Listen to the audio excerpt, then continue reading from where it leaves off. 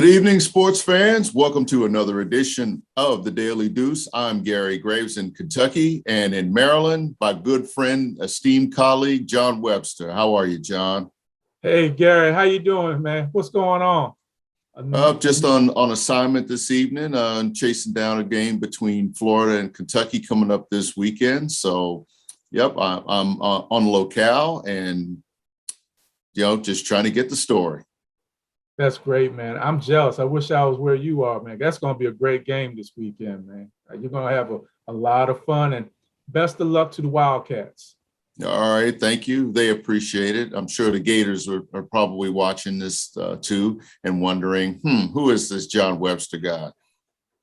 Hey, well, another great week in sports. I know we got a lot to talk about, a lot of fun. But before we get started, Gary, what do we always do? We always say hi to the producer, John Pitt. That's right. Big John. Howdy. How you guys doing today? What's happening, John Pitt, the guy that makes us look good? Yeah, it's getting ready for this game. All right. But you've got a lot to look forward to. I guess, we'll just start off with the obvious. The NFL's coming off another great weekend. I'd like to start about it on the positive side. Let's talk about the Rams and Matthew Stafford and Aaron Rodgers and Lamar Jackson. John, I'll let you take your pick from which one really stood out the most. Wow, yeah. Whew. What do you got there? You said Matthew Stafford, Aaron Rodgers, and Lamar Jackson. All three of them. I mean, Stafford showed, in my opinion, why if he was given half a chance with a halfway decent team, he would be a heck of a quarterback. And that's what he's showing. I mean, playing in Detroit is really rough. I'll come back to Detroit in a second. They have nothing but bad luck all the time in their whole history. Unbelievable. Aaron Rodgers, 38 seconds left, takes him down the field, sets him up for the game win. No timeouts, sets him up for the game-winning field goal. Come on, simply one of the best. And Lamar Jackson, hey, if you look at it, the first 3 weeks, this kid has had game-winning drives. It should have been 3, but the first game against the Las Vegas Raiders, the defense didn't hold up at the end. But he basically had 3 game-winning drives. But that last drive, you got to put one more person in the equation, Gary. One more person. And I know it's unusual for us to talk about it, but you got to put a kicker in the equation. Justin Tucker. You got to put him in there. Man, 66 yards. 66 yards. Unbelievable. Say whatever about it being indoors. 66 yards is still 66 yards. And, it's like, and where you are, John, I'm sure that is no surprise about what Justin Tucker can do, what Justin Tucker has done. I don't think I've ever seen him miss a field goal. I'll be quite honest. I can't remember any time, any game I've seen him miss a field goal. And even at the end of that, and I said, if anybody can make it, he can. And it did. I mean, he got a little bit of a bounce. But again, you create your own luck in any sport. And this guy creates his own luck by being so good. That might have been probably I'm going to say Aaron Rodgers was probably the best. That was the best game yesterday. That was the best finish. But Lamar getting him in position for Justin Tucker to make a difference with his foot, that might have been the most impressive part, because that kind of game faced longer odds than, say, Aaron Rodgers doing what Aaron Rodgers does. And I'm a Green Bay Packers fan, so I love that part. But I got to give credit where it's due to the Baltimore Ravens, Lamar, and Justin Tucker. 8 years ago, Gary, Justin Tucker kicked a 61-yard field goal, walk-off field goal. I'll give you one guess who the team that he did it against was. Well, I would say probably the Washington football team, but I'll leave that one to you. The Detroit Lions, same team. Okay. 61-yard walk-off field goal. Yesterday, 66-yard walk-off field goal. Unbelievable. Yeah. Unbelievable. I would love to see him rewarded with a championship. I mean, you think about Jason Elam when he was with the Broncos, and he had the biggest leg. And how many, he won what, 2, maybe 3 championships with the Broncos? I could be wrong. But again, a guy like that who was with a good organization, you want to see the best players rewarded with a championship. And Justin Tucker, I don't think it's going to be enough for him. And yes, I'm talking up a kicker. I don't think it's going to be enough for him to just be known as the best, most accurate kicker in NFL history. I think, he's got to get a ring on that finger, man. Well, if I'm not mistaken, well, maybe he wasn't there. Was he with the Ravens when they won their last Super Bowl? Was he there? Like I said, that's been 8 years, and I want to say no, but I can't. I'm not sure. That's going to take some research on my part before this podcast. Yeah. And we start off with the good with the NFL and some of the exciting things that happened yesterday with the Rams beating Tampa Bay. That was a great game. But I guess, Gary, we got to talk about some of the struggles as well, don't we? Like Detroit always finding a way to snatch a loss from a win, and they lost another one yesterday. They are struggling. Mm-hmm. But I guess the bigger one will be this team that is right in my neck of the woods, the Washington football team. And their loss to Buffalo. It was rough. It was what you expected, John, not just from the Washington football team standpoint, but from the Buffalo Bills. The Buffalo Bills are a good team. They are an excellent team, one of the NFL's top 3. I'd go as far as to say that. And what happened yesterday is exactly what I figured would happen, because you've got a good quarterback on a good team playing. I'm going to say a mediocre team. They showed potential. Washington showed potential last year, but teams catch up quickly in the NFL, and I think that's the one thing about yesterday, that we're seeing how you can beat that defense. We're seeing how if they don't have an offense, all the defense in the world isn't going to matter. It was. I watched it yesterday. I watched that one and the Ravens game, and it was really hard watching Washington. I think you and I and John, before the show today, we went over the upcoming schedule for Washington. And they got a rough schedule, man. They're going to see Matt Ryan. They're going to see Tom Brady. They're going to see Aaron Rodgers. They're going to see Jameis Winston. They're going to see Sam Darnold. They're going to see their shit. Dak Prescott two times. Jalen Hurts 2 times. Daniel Jones 1 more time. They got a rough road ahead of them. And Gary, wins are going to be hard for them to come by. I really think it's going to be a rough road ahead for Washington. Without a doubt. Although, as we went down that list, and I think I picked out 3. I mean, we talked about the quarterbacks, but you have to look at the teams that they play for too. And I think in the case of Atlanta, I think that's a winnable game. Denver is a winnable game. The Falcons really are bad. The Broncos are, I'm going to say that they are what their record says they are, as coaches say. But remember, they beat the Jets, they beat the Jaguars, and I can't remember who the third one was. But 3 of those wins have been against really, really, really, really, really bad teams. So, take that with a grain of salt. And it's just been pointed out to me. Let's get back to Justin Tucker for a second. He did hit a field goal against the 49ers. So he was on that title team. So he's got his ring, which is good to hear. I forgot about how long he's played, because it seems like he's been a recent phenomenon, the last 5 or 6 years that you forget. Yeah, it's right. He was on that title team. He's unbelievable, man. He's unbelievable. Yeah. And a sure lock, in my opinion, to the Hall of Fame. No doubt. Title or not, yeah, he's a lock.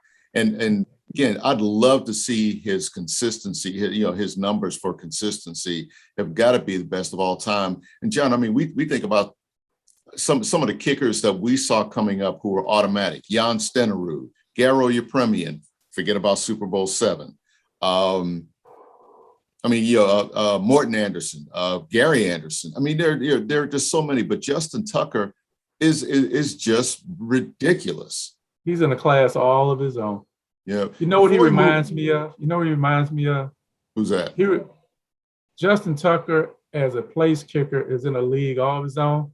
He reminds me, and I'm really going to go back with you, Gary. He reminds me of Ray Guy with the Oakland Raiders, a punter, all in a class, all by himself. There was nobody like Ray Guy. No one. Yep, Ray Guy. And remember his teammate, George Blanda. I mean, and George Blanda was like a multi-talented guy. I mean, what, a quarterback and a kicker. I mean, I think he played until he was 46. Yeah. Well, Tom Brady's probably going to eclipse him on that one. I have no doubt about it. All right, before we move on to college football, one last NFL note. Are the Steelers done? Are the Chiefs in trouble? Quick answer, yes or no, for both of them. Early on the Steelers, early. I'm not counting them out yet. Chiefs, they got a lot of problems. I'll tell you what the Chiefs remind me of, Gary. I'm going to go back again. If they continue the way they're playing with no defense, they remind me of the San Diego Chargers back when they had Dan Fouts and their crew and Kellen Winslow, and they could put up 45, but they would give up 46.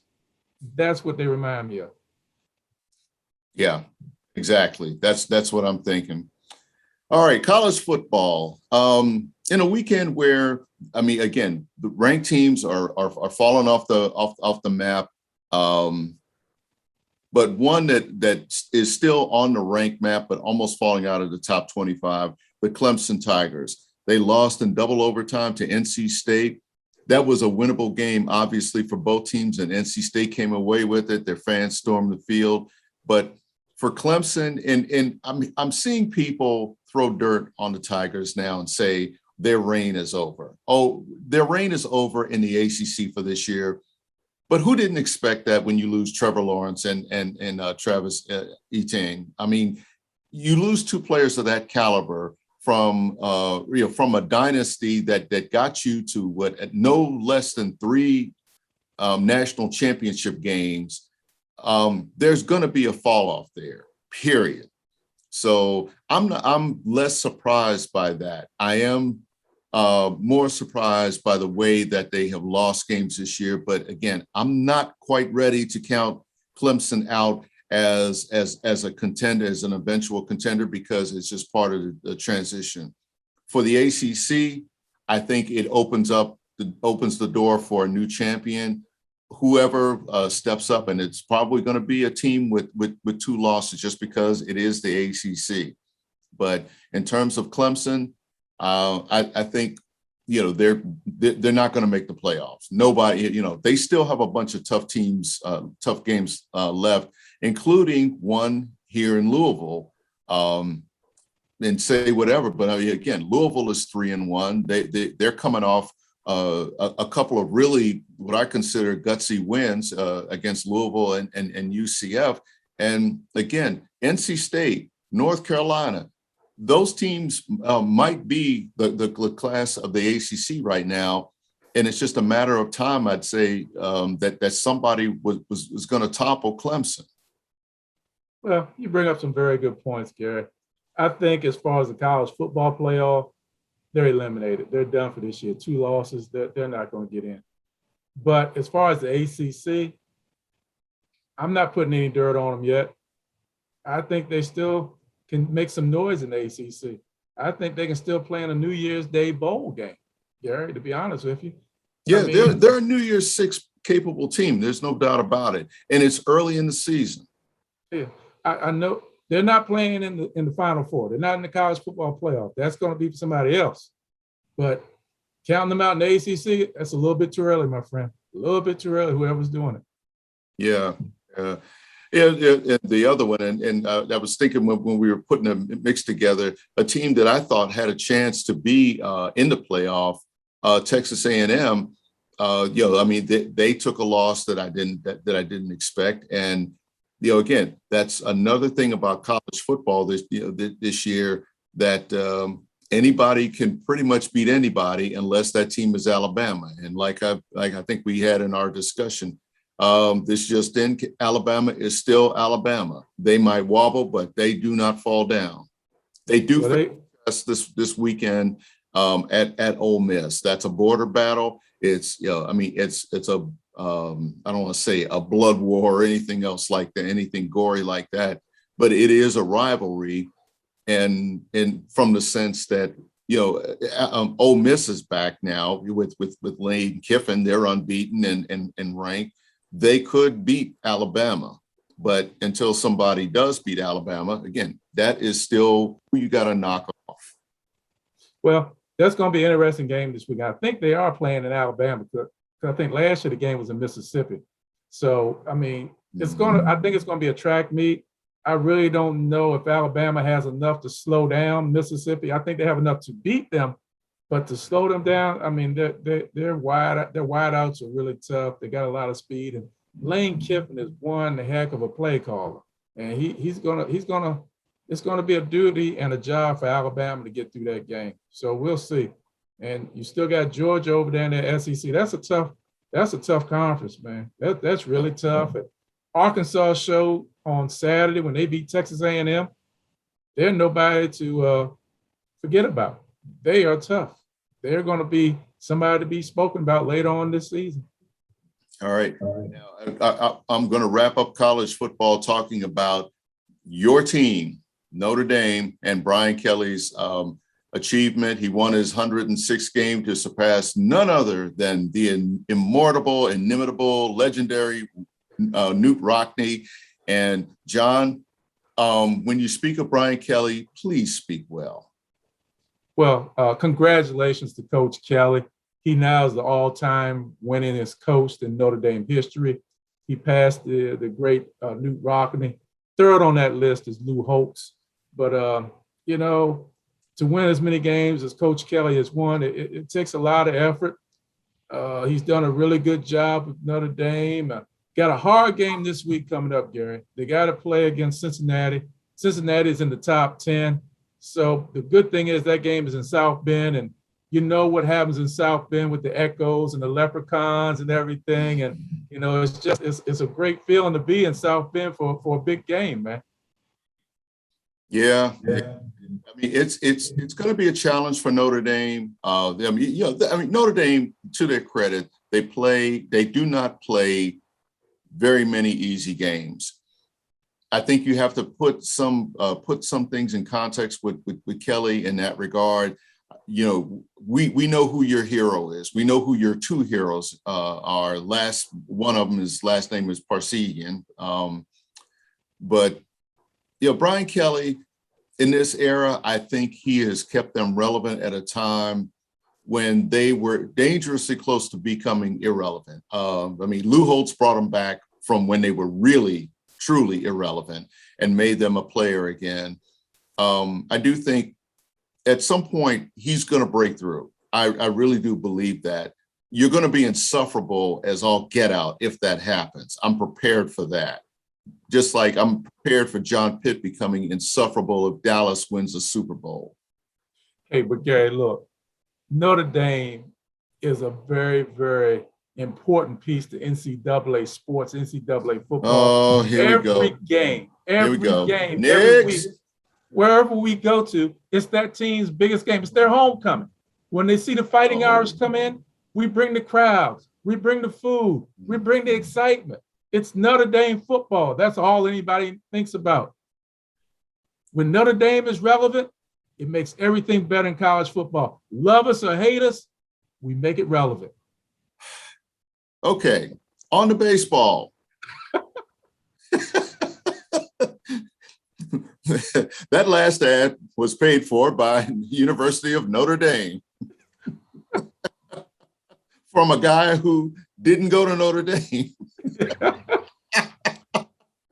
Anyway, but on to baseball. We're entering the last week of the season. Many of the division races have been decided, but we're looking at probably two teams with their stars on the rise. Their prospects are looking up. Number one, St. Louis Cardinals, who have won 16 in a row, John. I mean, when you think about it, they haven't lost in more than 2 weeks.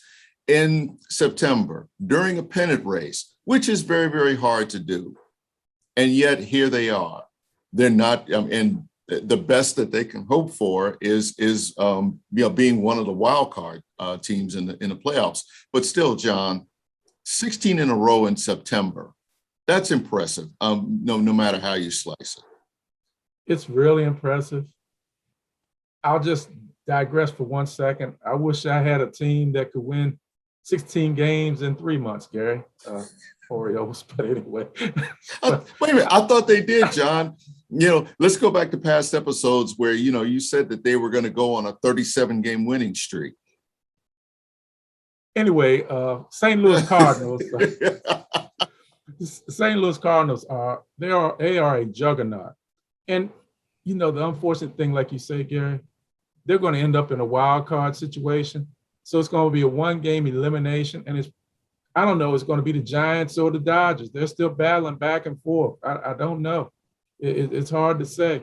The amazing thing that I see, as good as what St. Louis is doing, and I love the Cardinals and how they play ball and how their fans love them. It's great there.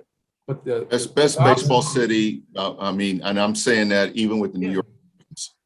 Yeah, they are some great fans. Unbelievable. I'm not saying other fans aren't as knowledgeable. I don't want to knock anybody else's fans, but the St. Louis fans are just, that's on my bucket list, man. I want to go to Busch Stadium one day and go to a St. Louis Cardinals game, man. I really do. But just as good and just as hot as St. Louis is, Gary, the San Diego Padres are just as cold. And it is unbelievable that they are eliminated from playoff contention. Unbelievable. And I can tell you the exact time, in my opinion, when I knew it was over. About a month ago, they fired their pitching coach. And at that time, I said, that's a panic move. They are done. Yeah. And what happened? Yeah. They are done.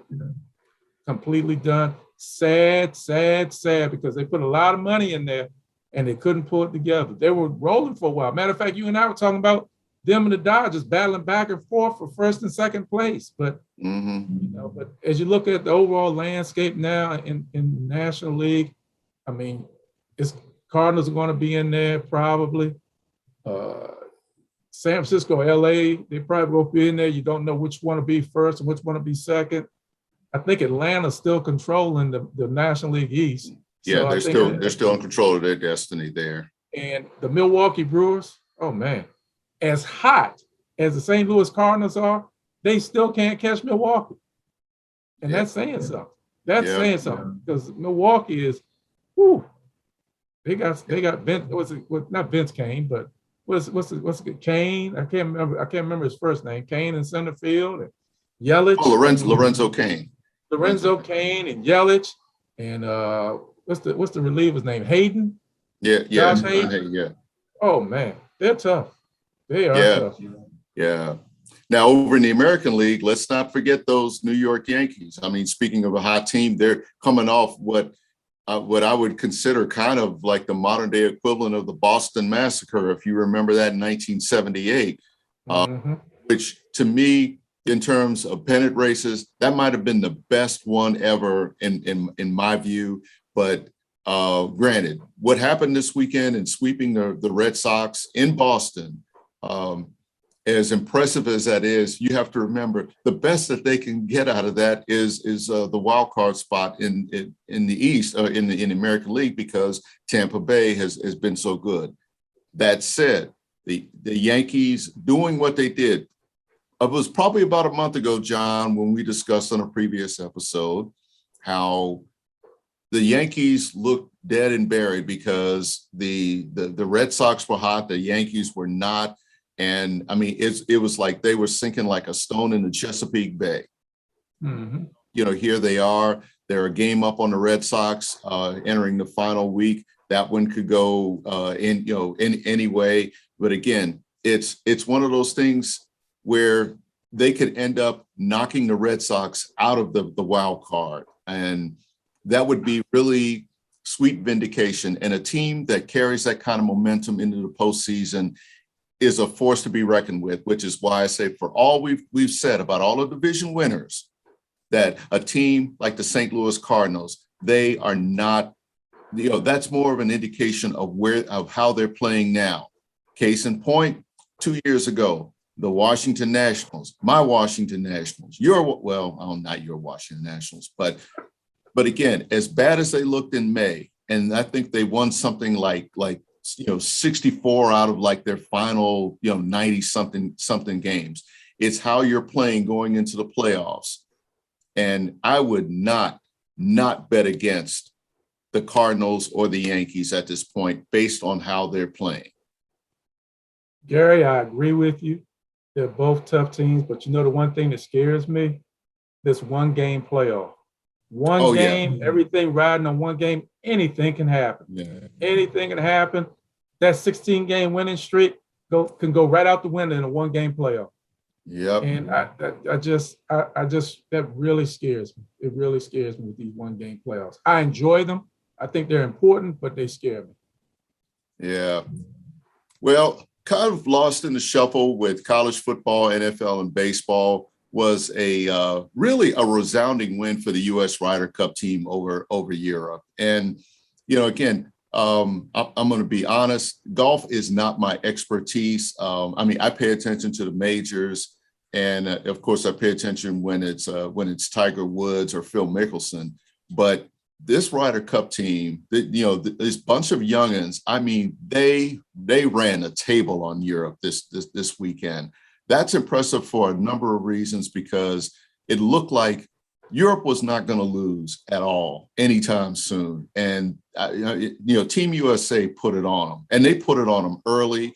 The only question was the margin of victory. And it was actually kind of fun to watch it. At one point where I turned it on, I thought I was watching WWE because, the fans were cheering on the Americans. It was really raucous for a golf tournament. But it was fun to watch, and I think it does signal kind of a changing of the guard. What do you think? I don't know how much you paid attention to it. Well, I think it's really exciting, and congratulations to the U.S. team. They controlled it the whole weekend. I think on Friday they were already up like 9-3 or 9-5, and just continue to build on that lead. And it's really 19-9, John. That's impressive for match play.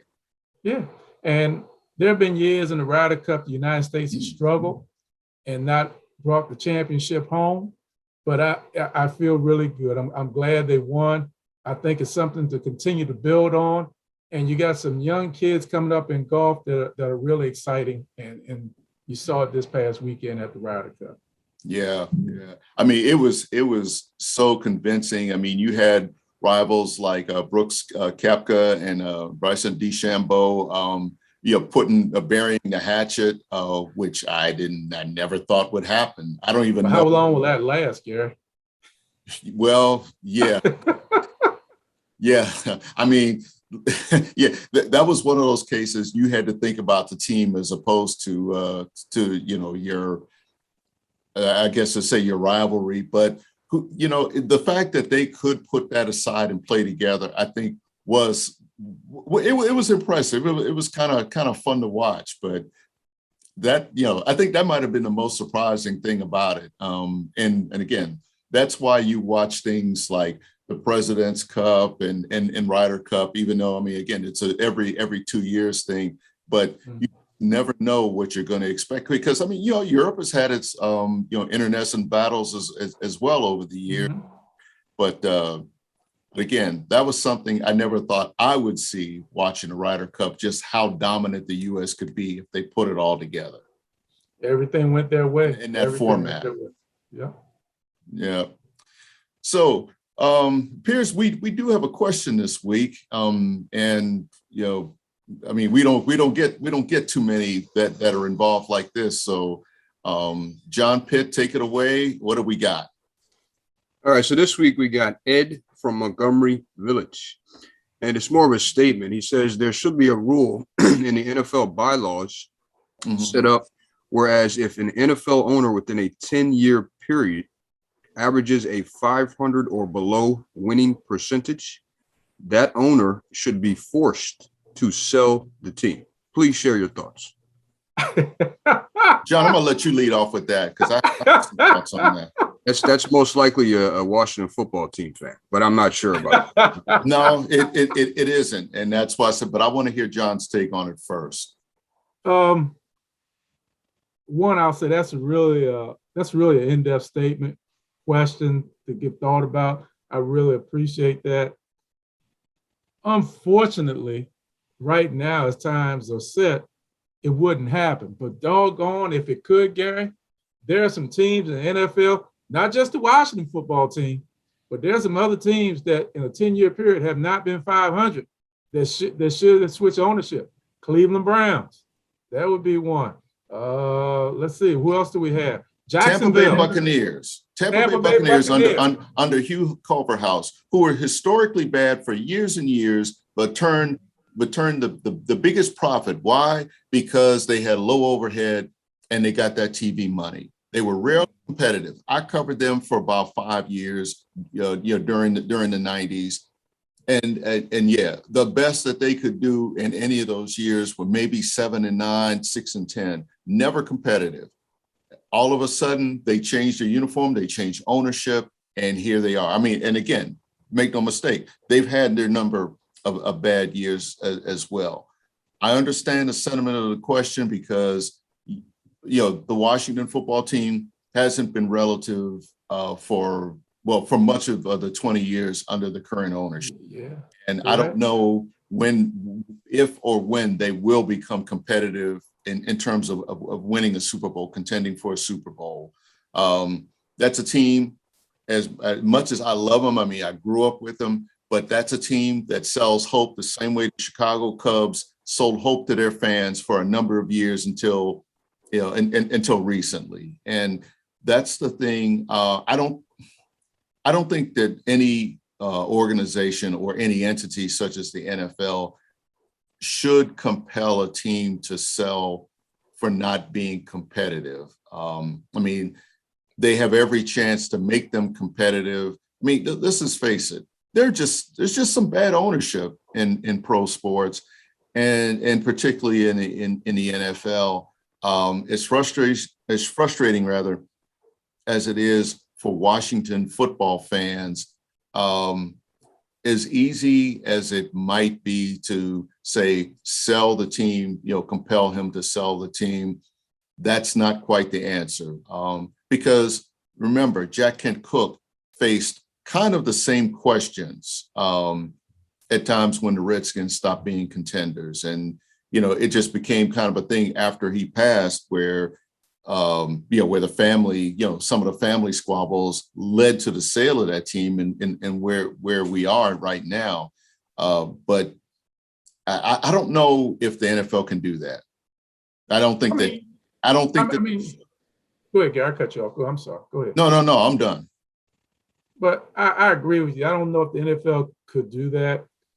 But also, it does make you think, though, because Washington under Jack Kent Cooke was a competitive team. You were in this area. You about the same age I am. You remember when year in, year out, that Washington team was in competition to win something. And I guess when Pardee was good for a couple of years, but he ended up losing his job. But when Gibbs got here, Coach Gibbs, things changed around, and they were competitive year in and year out. And that's the thing. I think there's revenue sharing in football, if I'm not mistaken. Isn't there revenue sharing in football? Right, and there's also a luxury tax in football too. And I guess I miss the old days where the revenue shouldn't be shared. I guess if you can get it done, you should get it done. If you can't get it done, you probably need to get out. And I know my way of thinking is really old, and it's not the way of things being done today. John, I agree with you, but again, I think the thing about revenue sharing is that it has helped teams become competitive when they're in markets that, it gives everybody a chance to be on a level playing field. Call it socialism, if you will, but let's just think about markets such as Green Bay, the smallest market in the NFL. They have a whole different structure in terms of being a publicly owned franchise. Mm-hmm. And I think that that helps them, but revenue sharing has definitely helped them to an extent with, given the market that they play in, north of Milwaukee, again, smallest TV market, I'm going to say probably the smallest fan base. Look at the Tampa Bay Buccaneers. Revenue sharing helped keep them afloat when they probably should have folded under the Culverhouse regime. But you see, I think with Green Bay, and you're right, they have a very small fan base, but I think they have a very good ownership group. They have a good management group, and they know how to win. And I think that's a key for me with a lot of these teams. Like Washington, it's unfortunate. I don't know if they know how to win, Gary. No, they don't. No, they don't.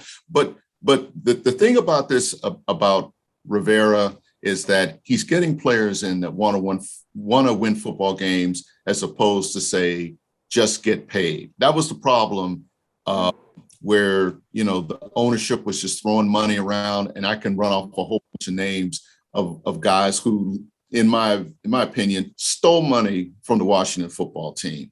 But I'm not going to mention those names, because I have friends of theirs who I adore deeply, and I don't want to get on their bad list. But again, I think if there's any sense of pride in ownership in Washington or any other franchise where they've been bad more often than good, that if there's any pride, get somebody in there who knows how to count the beans, who knows how to scout talent. Bobby Beathard isn't walking through that door. And I mean, I think he might have been one of the best talent assessors that, look at what he did for 2 franchises, probably a third. Maybe somebody like a Marty Herney, what he did down there in Carolina. But, you have to find guys like that who know talent, who know how teams are run, and get them in there. Because, again, making money off the TV contract and products and such, that's one thing. But guess what? Winning a championship can bring you a whole lot more money. And just look at the New England Patriots. Remember what a dead zone that team was when the Remington guy owned them, and before Bill Belichick came along. Victor Kiam. Yep, Victor Kiam. Thank you. I was trying to remember that name, but again, winning championships brings in its own its own riches, and that's what some of these owners need to stop thinking about. Say just the simple bottom line. I mean, just look up the Parkway at Baltimore, keeping them competitive. Bisciotti, and again, Art Modell's only problem with Cleveland was that he didn't get the public support. He didn't get the stadium that he wanted, that he deserved more than the Cleveland baseball team first. And I don't blame him for moving the team out of there. If you watch any of the specials about that, and he tried to keep that team competitive out of his own pocket. Yep. And Bisciotti has picked up that mantle, and look at where they are. I think that they're closer to a Super Bowl. And Baltimore's not the biggest market, but again, if you invest in the talent, if you invest in the scouting, Ozzie Newsome, as good as he was as a player, might have been even better as an executive. And look at what it gets him. And the money is coming in. I'm seeing Baltimore Ravens jerseys here in Kentucky, not just because of Lamar Jackson, but because they are a good football team, and that makes its own money. Yep. Well, I think that wraps it up for us for this week. I wish we had a little bit more time to talk, but hey, that just means we have something to put off till next week. I want to thank John Pitt and John Webster. John, thank you again for making us look good, for getting us the questions. John Webster, thanks always, for the debate. And folks, support us. Watch us on YouTube and on Facebook, and we'll see you again next week. John? Hey, thanks for everything this week. Enjoy yourselves, have fun, watch a lot of sports, be safe, be careful. And Gary, there's one more jersey you see down in Kentucky, Notre Dame jerseys, all over the place, my friend. Hey, everybody take care and have a great week. Indeed. I'm not going to argue with that. Can't argue with that. Take care now. Folks.